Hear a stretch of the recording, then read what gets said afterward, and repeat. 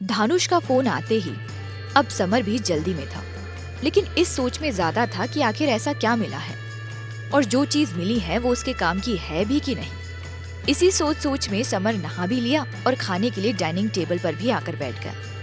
लेकिन अब भी वही धानुष और उस चिप को लेकर कहीं खोया हुआ था और इसे इतना खोया देखकर उसकी पत्नी ने उसके पास आकर उससे सवाल करते हुए कहा।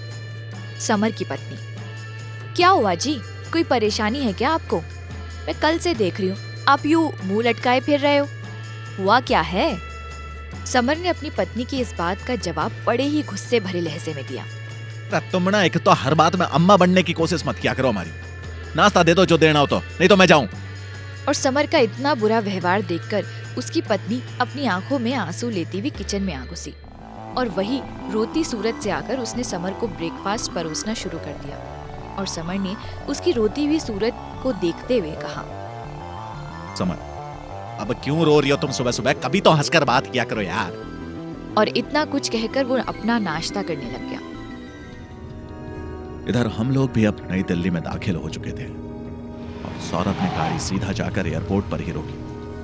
हम सब गाड़ी से बाहर निकले।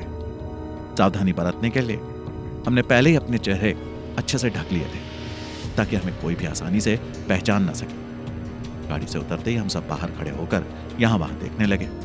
कभी रघु सौरभ की तरफ देखता तो कभी रश्मि, जैसे कि उसे पता हो कि अब कहाँ जाना है। लेकिन असल में तो बात यह थी कि सौरभ को भी नहीं पता था शायद कि अब आखिर हमें जाना कहाँ है। मैं भी उन लोगों की तरह यहाँ वहां देखे जा रहा था, शायद कोई तो हमें लेने आएगा।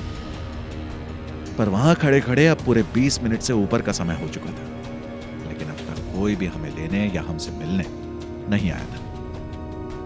फिर कुछ देर के करीब सौरभ का मोबाइल बजने लगा और ये कोई अनजान नंबर ही था, लेकिन सौरभ ने फिर भी तुरंत कॉल को पिक कर लिया।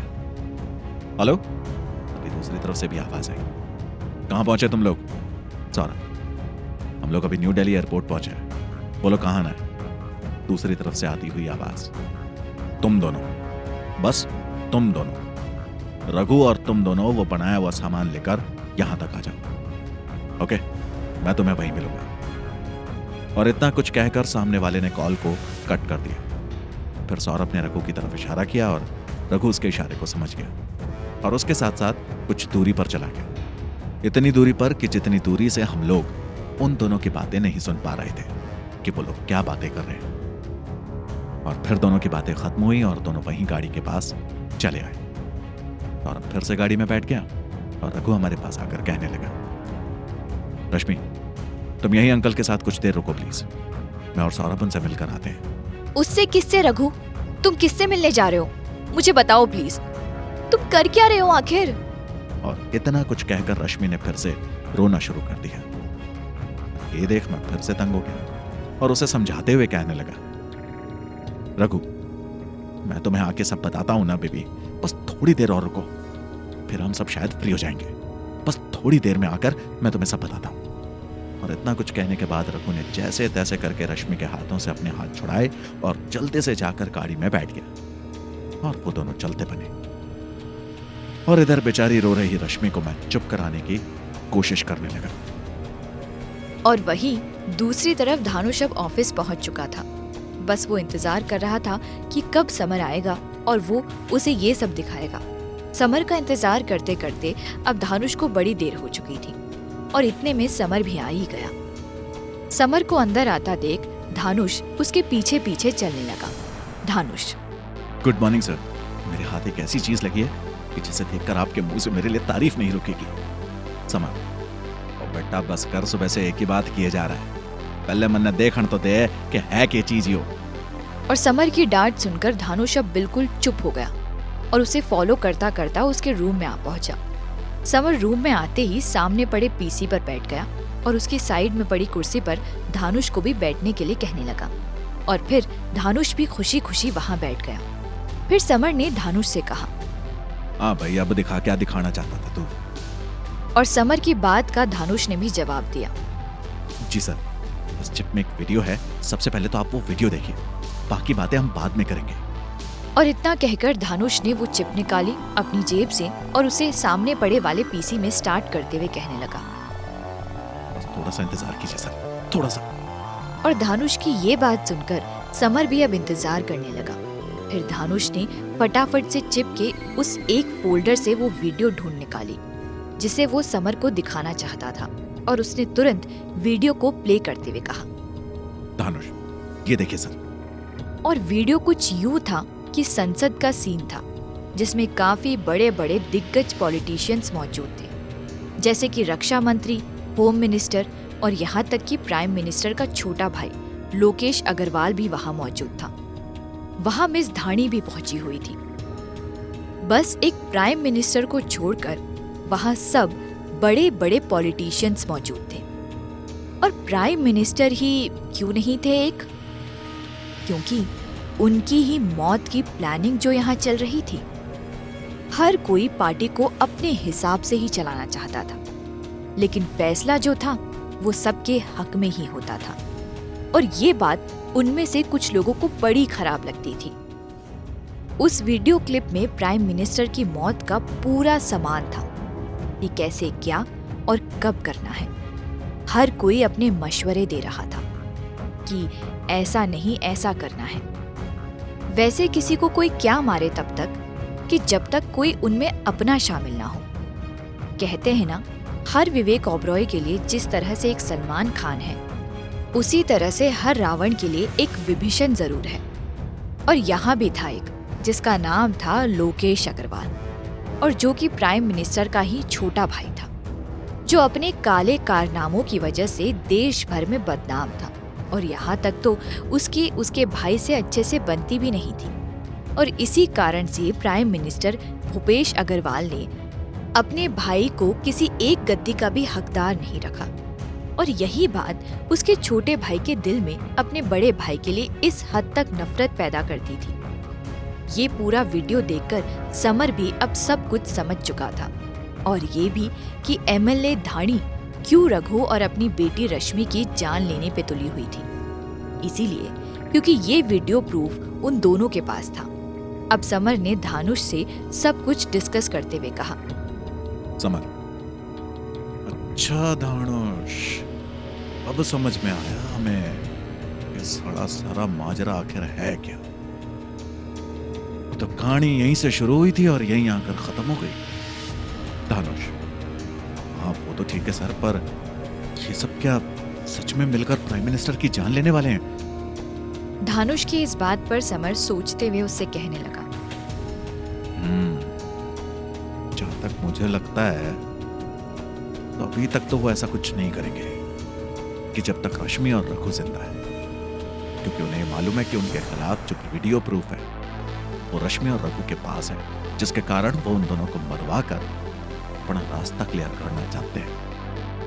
धानुष, मुझे ऐसा लगता है सर कि ये जो रश्मि और रघु है, ये दोनों मिलकर इन सबका पर्दाफाश करना चाहते हैं और प्राइम मिनिस्टर की जान को इस खतरे से बचाना चाहते हैं। समझ, मुझे भी कुछ ऐसा लगता है, लेकिन ये बात बड़ी सोचने वाली है कि वीडियो को तो लोग आसानी से इंटरनेट के जरिए लोगों तक और पीएम तक पहुंचा सकते थे, फिर इसको अपने साथ लेकर अपनी जान को खतरे में डालना है। ऐसा क्यों कर रहे हैं वो लोग? मुझे कुछ समझ में नहीं आ रहा यार धानुष, कहानी यही नहीं समझ रही। मेरे हिसाब से अभी बहुत सारे राज हैं जिन पर से पर्दा भी उठा नहीं है ठीक से। और फिर धानुष ने भी अपनी बात रखते हुए कहा, धानुष जी सर, लेकिन इस चिप के मिलने से हमें बड़ा फायदा हुआ है। इससे हम रश्मि और रघु की लोकेशन का आसानी से पता लगा सकते हैं, और वो भी उन दोनों को बिना किसी चीज से ट्रैक किए हुए। धानुष की इस बात पर समर गौर करने लगा। समर, वो कैसे धानुष? हमारे पास ना तो उनका कोई नया मोबाइल नंबर है और ना ही उन पर हमने कोई जीपीएस ट्रैकर लगाया था, तो फिर कैसे?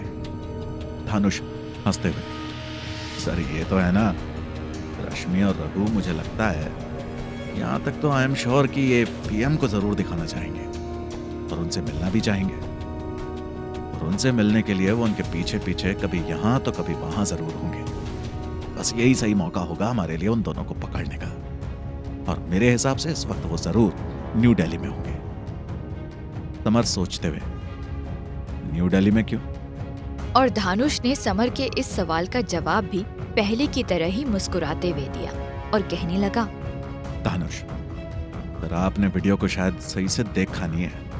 वीडियो में लोकेश भाई ने यह साफ साफ कहा था कि 26 जनवरी को वो पीएम को टारगेट जरूर करेंगे। समर फिर से सवाल करते हुए, लेकिन आज तो 22 जनवरी है ना, तो आज क्यों होंगे वो न्यू दिल्ली? धानुष ने फिर से जवाब दिया, जी वो इसलिए क्योंकि एक सौरभ नाम का जो लड़का है, ये उनकी गैंग का लीडर है, जहां तक मुझे इंफॉर्मेशन मिली है उस हिसाब से। और जहां तक बात करते हैं न्यूज वालों की, तो उनका कहना है कि आखिरी बार सौरभ को गुड़गांव के मेन रोड पर देखा गया था, जो कि एक पेट्रोल पंप की कैमरा फुटेज में साफ साफ नजर आ रहा है, और वो भी अकेला। और जहां तक मेरा दिमाग कहता है, इस सिलेंडर वाले कांड के बाद से रश्मि और रघु दोनों उसके साथ ही हैं, क्योंकि वो तो इतनी दूर पैदल जा नहीं सकते अकेले, और ना रघु इस कदर चल सकता है कि इतनी देर में कहीं बाहर ही निकल जाए। और सौरभ के पुराने मोबाइल की ट्रैक लोकेशन भी वहीं दिल्ली के रास्ते पर इशारा कर रही है। तो हो ना हो सर, वो दोनों वही हैं, हमें जाकर देखना चाहिए। और धानुष का इतना माइंड गेम देखकर समर आज बहुत खुश हुआ और उससे कहने लगा, अरे वाह धानुष, तू तो मुझसे भी होशियार निकला, शाबाश। खैर, हम दोनों निकलते हैं अब न्यू दिल्ली के लिए, चलो। और इतना कहकर समर अपने ऑफिस से बाहर आने लगा और धानुष भी उसके पीछे पीछे सवाल करते हुए आने लगा और कहने लगा, धानुष, पर सर पहले ये क्लिप एमएलए धानी जी को तो सौंप दीजिए ना, वो ये देखकर बहुत ज्यादा खुश हो जाएंगी। समर, जितना कहा जाए उतना ही काम कर बस, ओके? और इतना कहकर झुकी हुई निगाहों से उसे देख रहे धानुष की तरफ देखने लगा और धानुष ने झुकी हुई नजरों से कहा, जी सर, आई एम सॉरी। और धनुष की इतनी बात सुनकर समर फिर से चलने लग गया। अरे यार, जिसके लिए हम इतना कुछ कर रहे हैं वो चीज है कहाँ अब अपने पास? वो video clip. Kuku FM Hindi channel को सब्सक्राइब करना ना भूलें और बेल आइकन प्रेस करके अगले एपिसोड की नोटिफिकेशन पाएं।